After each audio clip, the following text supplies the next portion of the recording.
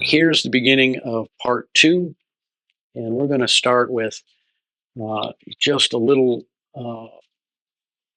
vague possibility. We read in the Wikipedia definition that archaeologists are not sure that the function of ceremonial kivas that are known today could be the same in ancient times, giving our evidence for widespread drought system collapse.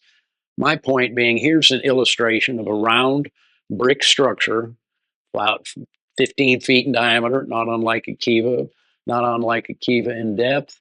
And what was its use for? These were in Virginia, still in use in the 1930s.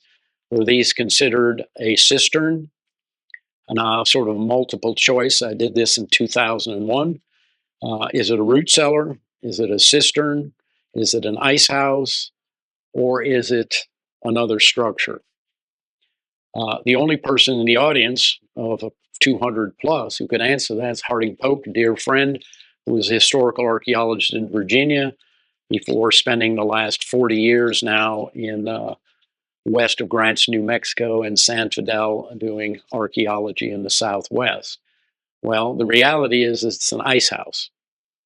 And the point being is these were still in use about 75 or 80 years ago.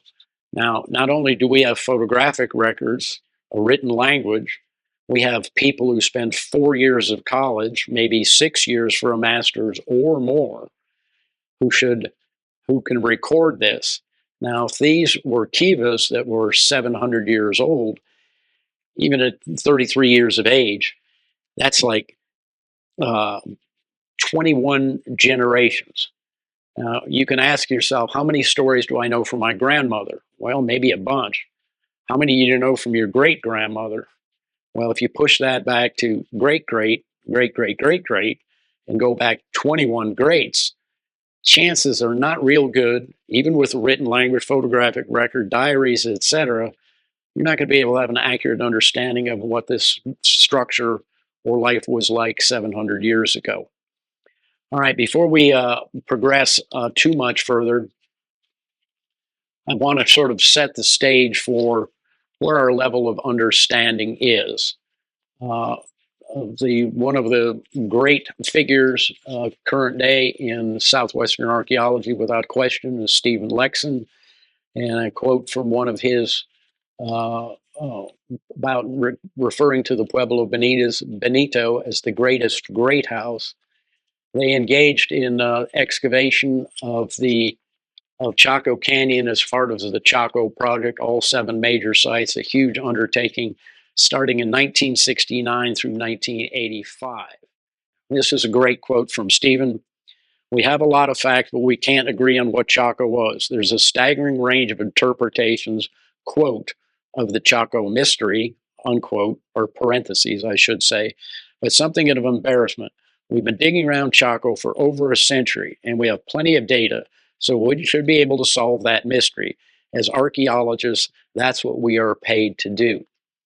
I'd like to follow that up with a quote by John Stein and Lexon from 1992 after White in 1975. Any explanation of Chaco must essentially ask, quote, what's the big idea? What are the basic parts of the architectural composition and the critical issues that organize them? It is my contention, and I hope to be able to clearly support it, is that kivas were corn bins for the storage of kernel corn, very highly advanced, exactly the same as the ones you see on the side of the road today, the galvanized bins, and I will show you that evolution. There is no fault here because the farm size storage of kernel corn on the farm was not invented in the United States until, or in widespread use at least, until the 1960s. All right, let's digress a little bit. I want to do an introduction so you understand my qualifications or my experiences, so you have an idea of where this came from and how this all came about. I grew up in Minnesota. My grandparents, my mother's side, had a farm in western Minnesota. I learned to drive a tractor, feed chickens, pigs, bale hay, shoot squirrels, everything a kid does on the farm, including taking the freeze-dried sheets off the clothesline in the dead of winter and bringing in very thin sheets of 4x8 sheets of plywood into the house. And when the sheets unfroze, they would crumple into a pile. Kind of a fun thing for a kid. I graduated in 1972. I learned to scuba dive at the University of Minnesota. Went a little overboard on that, becoming a proficient ice diver. Led a multi-state forum to standardize safety procedures and line communications procedures for ice diving that are still adopted today. Published a chapter on ice diving in Tom Mount's Practical Diving. 1975, I was selected as a recipient of the Our World Underwater Scholarship, which was a one-year, all expenses paid experience to live and study with the leaders in underwater research, medicine, exploration, photography, etc. An invaluable experience, including diving, commercial diving training, hyperbaric chamber operation, investigations and introduction to the high pressure life laboratory. This is in the day when they were setting the world's records for diving, when they were doing extreme depths in the North Sea for oil well digging. Attended, went to Duke University to review their hyperbaric program, Bethesda Medical Institute, U.S. Virgin Islands, 2-month expedition to isolated and uninhabited islands in the Bering Sea. Returned to the University of Minnesota and received degrees in earth sciences, general sciences, secondary education, teaching certification, and a minor in geology. I missed 2 courses, the first quarter structural geology, having completed the second quarter, and did not attend field school and opted to go to the Bahamas on windjammer cruises to teach diving and dive for black coral to finance graduate school. I might note that I took 2 graduate courses in vertebrate paleontology, and that at the mandatory invitation of a professor, a graduate level course in turbidity currents. And later in life, during graduate school, worked as a mudlogger in the East Texas, Louisiana, and New Mexico, which is like a well site geologist, tracking the different strata, identifying it, checking for gas and oil cut, and monitoring gas at the wellhead so that the whole thing doesn't blow out. In the fall of '78, I attended Texas A&M's University graduate school program in nautical archaeology. And 7 years later, I produced an original research paper, having done research in 3 countries. And at the time, it was a terminal master's degree. Since that time, I've spent 28 years working in archaeology in both underwater work, having worked on 72 shipwrecks, either trying to locate it or locating and testing or full excavation of shipwrecks. And I've worked on 5 projects that have become National Geographic articles. I'll give you a little more depth of some of those projects in just a moment. I worked in cultural resource management for several contract firms, including the College of William and Mary. I've done a 100,000 acre survey in East Texas, mill sites in Virginia and Maryland.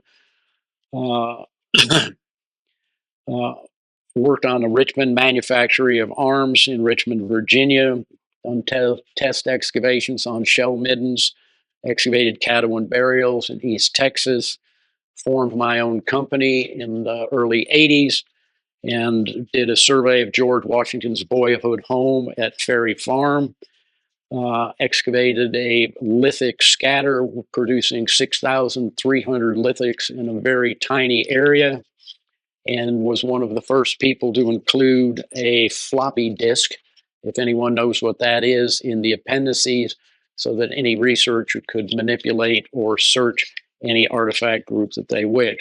One of the first to excavate a full slave quarters in Northern Virginia, and have worked on numerous projects, including a full mitigation of a rock shelter in Pennsylvania, about 80 miles south of the famous Meadowcroft site. In total, I've worked in 7 countries and 15 states. I've done shipwreck projects from the 3rd century BC in the Mediterranean, the glass wreck, to a 1911 hopper dredge in the Gulf of Mexico. Worked on the excavation of the oldest shipwreck in the Caribbean from the earliest portion of the 1500s. Searched for Christopher Columbus's Gallega with 3 expeditions to the jungle in Panama, lost on his 4th voyage before being marooned days later in Jamaica, and worked on searching for those 2 ships where he was marooned for almost a year. I've also worked on several steamboat wrecks, including the Civil War USS Eastport in absolute 100% zero visibility. You keep your eyes open, you see twinkles, you put a thumb on your surface supplied helmet, and you can't even see it. All done by feel, all done by braille, and all measurements communicated verbally with an artist topside making the drawing. Because you could put a pencil on a piece of paper or ever get it back to where you'd started from. Some of the shipwrecks I've excavated, of those 72 shipwrecks around the world, that first slide shows a few that are in Kenya,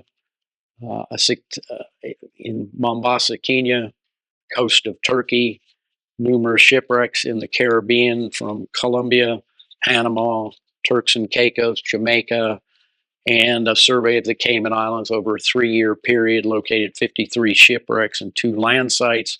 And I returned many years later to do the full phase 2 excavation of the only land site excavated in the Grand Cayman Islands. Other excavations include the excavation of the Ben Sherrod steamboat, sank in 1837 near Fort Adams, Mississippi, and I still reside here today. The river had changed course. The ship had burned because of the top heaviness of the ironworks. It sank upside down. The bottom of the hull is 52 feet below ground level, making it an open pit mine with sheet pile to get down the last 20 feet. Artifacts including intact 100-pound keg of nails, a full box of drill bits, padlock silver trays, burned and melted glass and ceramic padlocks, axe heads, and a few others. Another wreck, the USS Eastport, which I spoke about earlier. There were actually 2 shipwrecks a few months after the abandonment during the Civil War on the Red River south of Natchitoches, Louisiana. A second steamboat, the E.F. Dix, hit the structure, cracked, and sank. So you had 2 1862 shipwrecks, one on top of the other. Another project I worked on, Yorktown Shipwreck, was the last of the Revolutionary War. This is where Cornwallis was defeated, and it signaled the end of the Revolutionary War. This is another National Geographic. You'll see that shipwreck with frozen ice on top and gas bubbles from the pinpoint ends of the frames, a nice little storm, and a few objects. Another shipwreck was the Ronson ship excavation right by South Street Seaport in Manhattan, a few blocks from Wall Street. This is on Water Street. Late 18th century ship brought in and backfilled, had possessed the largest collection of 18th century shoes uncovered. The 1697 Portuguese shipwreck off the coast of Mombasa, Kenya, directly below the historic Fort Jesus Fort, yielded hippopotamus tucks, hourglasses, faience, stacked plates, jet jewelry, and a massive collection including bronze cannons. In the search for Columbus's Gallega, you'll see that it's a very tiny area. We spent 2 summers and a 3-week reconnaissance trip, magnetometers, etc., probing barges, everything else, and in 3 attempts, we're not able to locate the remains. Fascinating story about the attack of the Indians, taking the chieftain hostage and kidnapped, and his escape. Fascinating story if you ever want to read about Columbus's 4th voyage. Enough about me. I've done that kind of work. I've taught scuba lessons at the University of Minnesota at Duluth, Windjammer cruises in the Bahamas. I've restored vehicles, including a 1955 Studebaker pickup truck, a 1950 mahogany runabout. I was executive director of the Winkler Botanical Preserve, a 54-acre native plant preserve directly on I-95 in Alexandria, Virginia, just south of the Pentagon. I've backpacked every trail in Big Bend National Park except one. I've climbed mountains in New Hampshire, Mexico, Peru, and trekked in the Annapurnas in Nepal. I've traveled all 50 states, most of the Canadian provinces, and 47 countries from outer Mongolia to Easter Island. Worked in residential development and historic home restoration, mostly in Natchez, Mississippi, specializing in antebellum, Victorian, and turn-of-the-century remodels. So, enough about me, and I'm glad you think it's over with. So how did I get into Southwestern archaeologists? 1998, along with an archaeologist friend who we'd spent much time in Big Bend together, I took a trip to New Mexico and Utah and the Canyon lands and visited ancient ruins, from hiking into Grand Gulch to touring Chaco Canyon, Salmon, and Aztec ruins. And the unsettling problem I just couldn't get over is like the Wendy's commercial. Where's the beef? And the only thing I could find out were they were saying bins, cysts, and special rooms. Well, what's a special room and what does it look like? So I started to look into it, and it seemed to me that we were looking at corn cribs, having grown up on the farm in western Minnesota. So I called my uncle, asked if I could send a disposable camera, if he could take pictures of the corn crib. Actually, I guess I wrote him a letter. He wrote me a letter back with the camera, and in that letter, he says, "We sold the round wire crib and two smaller wood cribs a year or two after I started to combine corn, which was in 1968. So combining corn was a new technological development, and it became affordable, at least to my uncle in western Minnesota, by the 1970 or 1968. And that's where you have two separate machines, a corn picker that brings in corn on the cob, generally loaded in a truck and brought to a commercial elevator. And now it became affordable so that you would pick the corn, and in the same machine, it would shell the corn, and the corn cob would spit out in the field, so you only have kernel corn coming back to the farm. Well, we're going to talk about corn storage in a minute, but yeah, let's talk about it in just a minute. So after researching this, I thought it was corn cribs, and it led me to corn bins. So after 3 years of research in 2001, I addressed the Pecos conference. I made 200 copies of a 53-page handout with many photos and drawings, addressed the Archaeological Society of New Mexico, the American Institute of Archaeology in Milwaukee, invited to speak the Santa Fe Archaeological Society. And since then, I've researched and expanded to answer questions about roadways, monetary systems of turquoise, purpose of the, quote, ceremonial cylinder jars, and the, quote, ceremonial sticks, and the use of, quote, ball quartz, primarily in Arizona.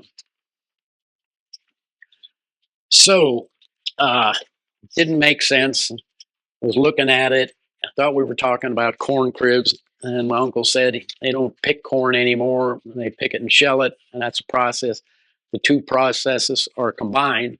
So that's when you hear of a wheat combine or a corn combine. There are two processes that end up leaving you with the grain of either the grain or the kernel corn. So if you have kernel corn, you bring it back to the farm. Uh, uh, Kernel corn, because of its coefficient of friction on the outside of the kernel, is very slippery, almost round shape. It acts as a fluid. If you open up corn, you can literally pour kernel corn out. So if it pours like a fluid, it acts like a fluid. And that's the important part. Speaking with the engineers at GTB Grain Systems who design and build corn cribs, the bursting pressure or the pressure exerted by water is 0.44 pounds per square inch. The bursting pressure of kernel corn is 0.432, very close to that of water. So there's a high bursting pressure because kernel corn acts as a fluid.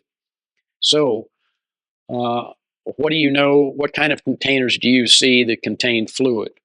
Water towers, stock tanks, large buckets. And what you'll find there is they're always round. And the reason that they're round is that it distributes the internal pressure. You don't make, for the most part, a square bin because that's where the corner would blow out. But if you have something that's round, the pressure is evenly distributed. So we know that corn has a bursting pressure of 0.432, and it's round. And let's look at modern farming practices as we go forward, and then we'll probably jump back and look at the comparisons to the ancient Kivas and their earlier predecessors. I'm going to start a portion of this by talking the ancient diet of the Southwest. It's generally, well, it is known to be what they refer to as the three pillars of the ancient diet, which is corn, beans, and squash. The combination of beans and corn, just like any Latin American dish, corn and beans form lysine, one of the essential amino acids for protein. That's why you can have a vegetarian diet. Now, in conjunction with this, it's probably when red meat was available by either rabbit, turkey, or larger game, say red meat from deer or bighorn sheep, that it was an essential element of the diet to prevent a condition called iron anemia. We can find that in skeletal remains at the conclusion of the Great Drought, along with evidence of cannibalism and warfare as the food chain breaks down and societal norms degenerate. So this is the absolute basics. Let's start with farming. The basic precept: farming's been around for 8 to 10,000 years in domestic plants. Domesticated corn is found in central Mexico by 5000 BC. And it's the same today as it was then. For you plant it, you grow it, you harvest it, you store it, and you repeat it.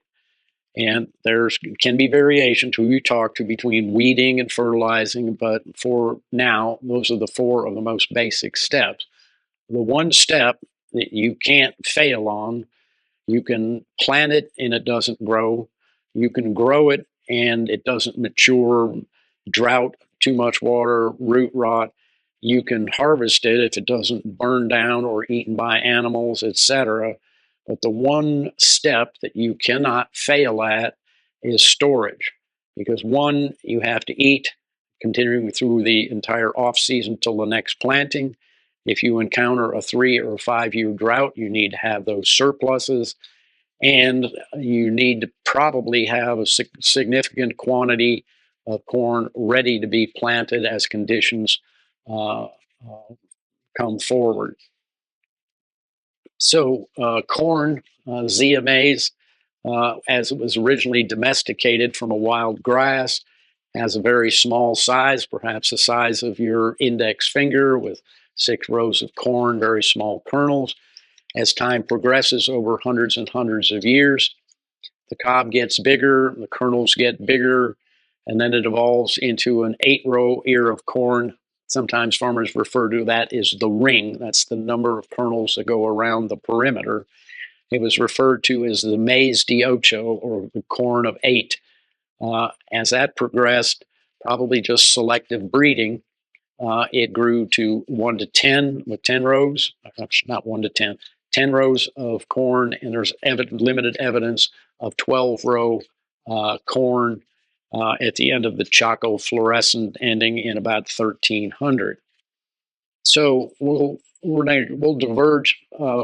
We will set aside that progression and the number of rows and talk about room ratios and corn volume, hopefully in a few minutes. So, uh, in the San Juan region, that's Chaco Canyon, north and east, all the way over towards Aztec in New Mexico and further south. uh, David Stewart, who refers to these very small sites when we first spoke of with the 6-to-1 ratio, either 6 rooms to a pit house or a kiva, or 12 rooms to 2 kivas, that ratio, these very small settlements, he refers to them as, quote, as farmsteads. I think that's an absolute accurate description. But what we have to ask ourselves, well, there's definitely an association because there's a noticeable ratio. The 6 rooms are most apparently and defined as storage rooms because there's very little signs of long-term habitation. And then you have, in association with it, a round underground room with a specifically built platform rests on the level of bench and a ventilator that draws air down, circulates underneath that bench. So what's the difference? You got to ask ourselves, what's going on? And if those storage rooms weren't there, and in the pit houses, we're thinking that they might be domestic, but not a lot of long-term occupational artifacts recovered in that context. What you're looking at, for the most part, recorded even the late 1800s, 1920s, and 30s, are jackals.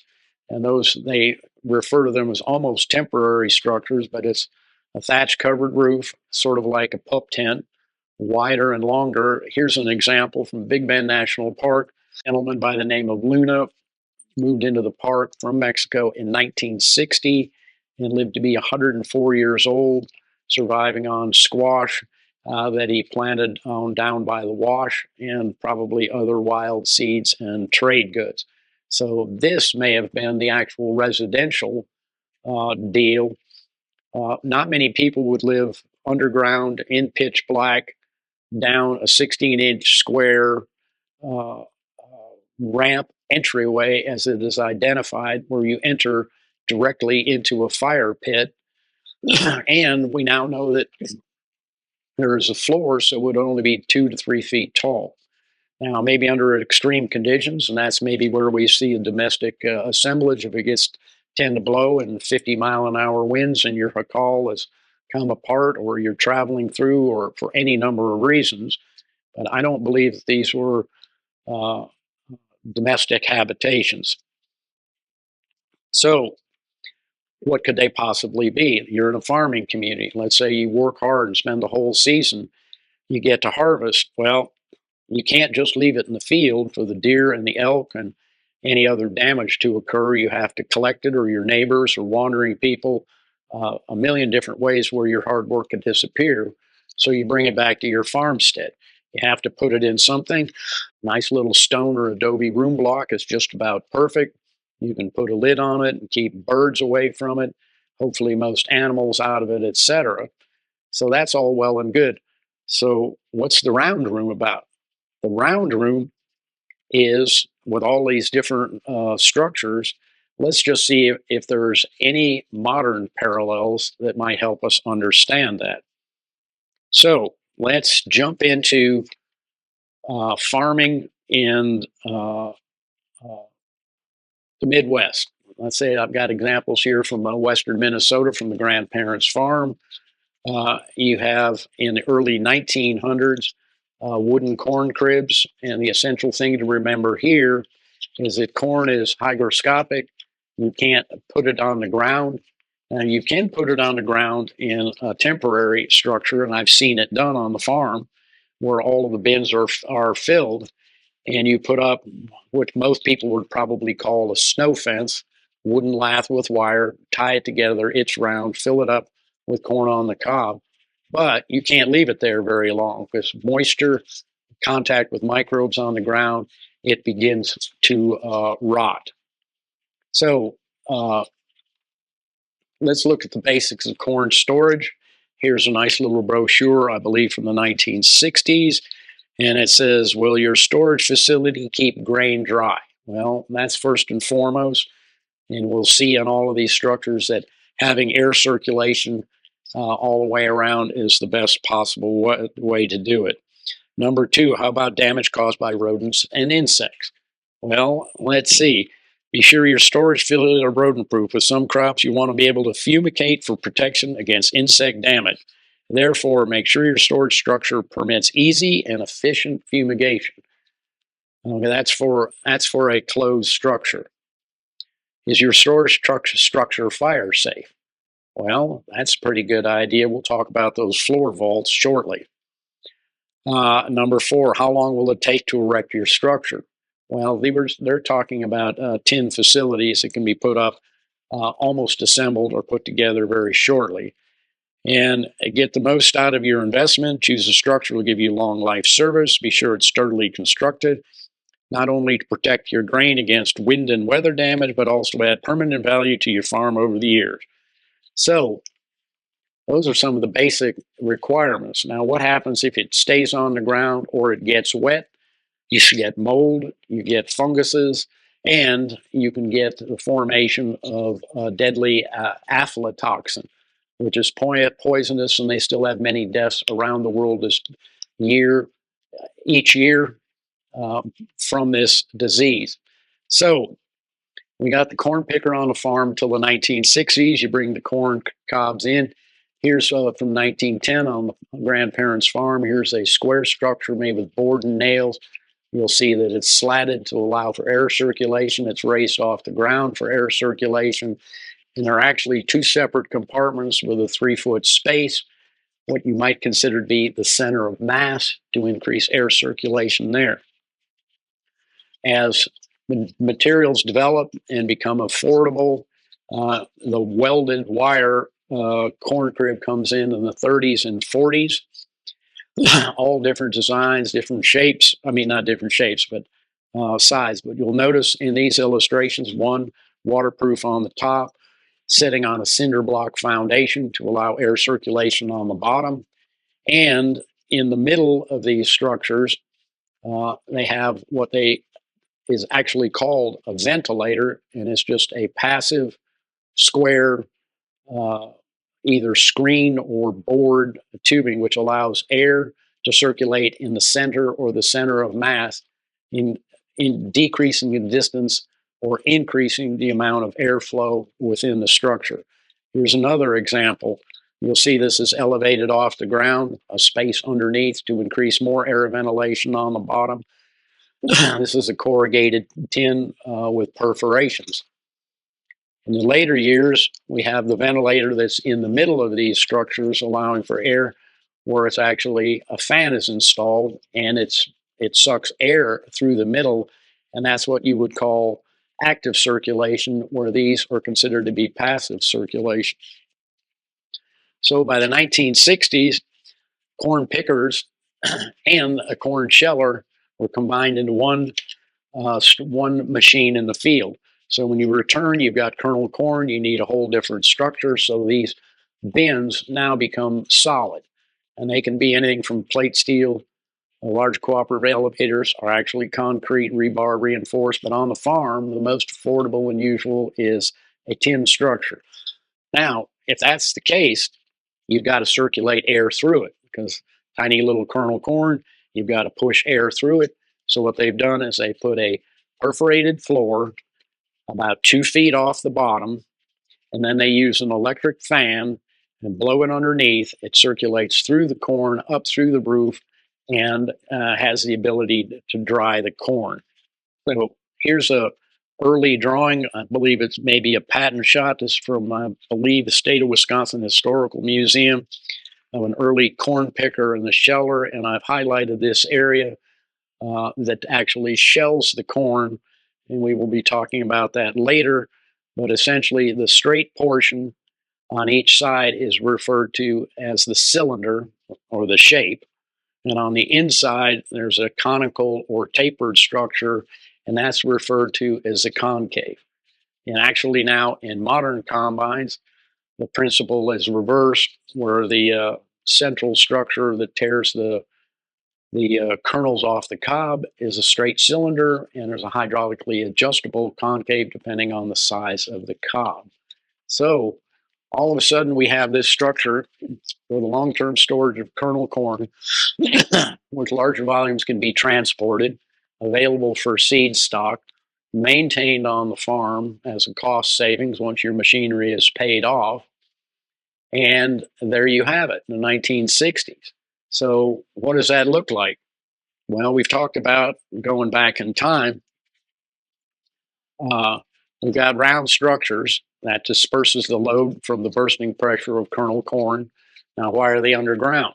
Well, the earliest pit houses maybe had adobe walls, and over hundreds of years, they would have figured out that the corn occasionally, through any flaw in construction or overloading, that they burst.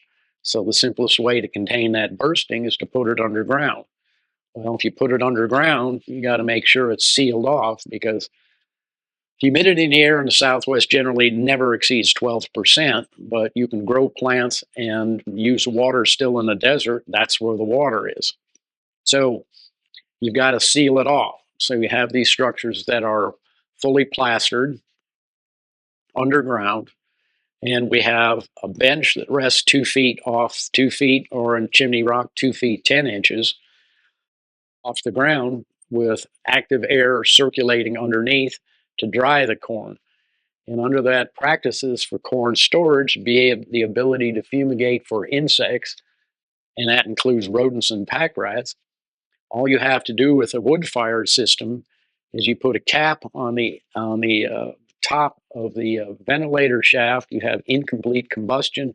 It forms carbon monoxide, and that's one of the best pesticides and killer of rodents that you can ever imagine. So we basically have the same structure built underground and whatever. So the modern corn bins, they require maintenance. So if there is any mold or funguses developing inside the crib once it's empty, it has to be cleaned. Now, I'd probably use a pressure washer, spray it down with fungicides, etc. So what would happen in the ancient world?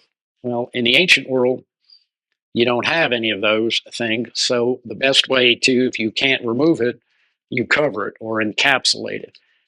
Crown and Wills, when discussing the number of coats of paint on the interiors of Kivas from American Antiquity, 2003, volume 68, they report that the annual replastering or whitewashing of Kivas averaging 20 to 30 coats and up to 100 layers. Now, I repainted a dining room for the X, and it took 3 times to get the right color. But this was not done for, and said several possibilities are offered, but they conclude, including maintenance, but they conclude that it's ritual renewal. It is not ritual renewal, it's a standard practice, it's necessary, and it's the same as modern day. I'll be using that term a lot, same as modern day. So, what do we have? We've got square rooms for after harvest for corn on the cobs. During the off season when it's not growing, you reduce the corn on the cob to kernel corn so you can control it, long-term storage, keep pests away, be able to fumigate, have seed corn that's ready to go. And if the crop is good, you can take your corn to market and trade it for yucca sandals, cotton. If you're in a dry land farming situation, you can go to Chaco Canyon that has these large irrigated beds, probably growing large quantities of squash, with squash seeds being found in many rooms at Pueblo Bonito. So I think we've gone through what a corn bin looks like, how it's built, why they're built, structurally, engineering, control of insects and pesticides. And we've looked at the ancient kivas and pit houses, and they're the same.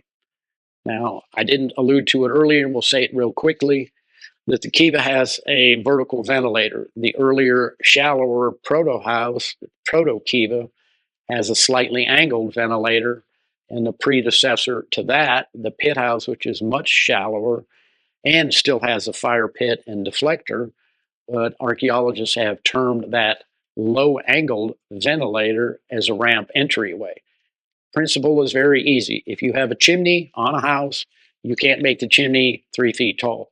It's got to be at least 10 feet or whatever number you care for. Same on a Kiva. It has to have a certain length for it to draw properly.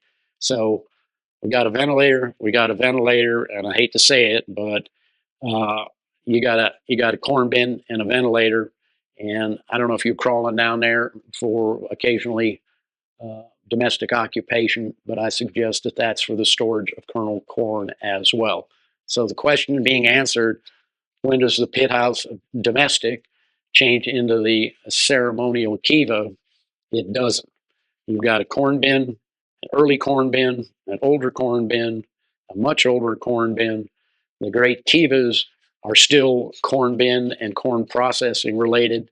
And it's only when, after post system collapse, no more great kivas being built, rise of the Katina cult, where the beams that rest on the bench have been removed, ceremonial artifacts have been put in the sockets and sealed over, and the entire structure has a mural painted around it. The fun thing, one of the papers I got back in 2001 scribbled in there when it said, I guess they just paint murals in the Kiva to keep corn happy. Well, good question. Let's look it up. Let's check it out. And what do we have? Linda Cordell's Prehistory of Southwestern Archaeology. Cordell, page 344.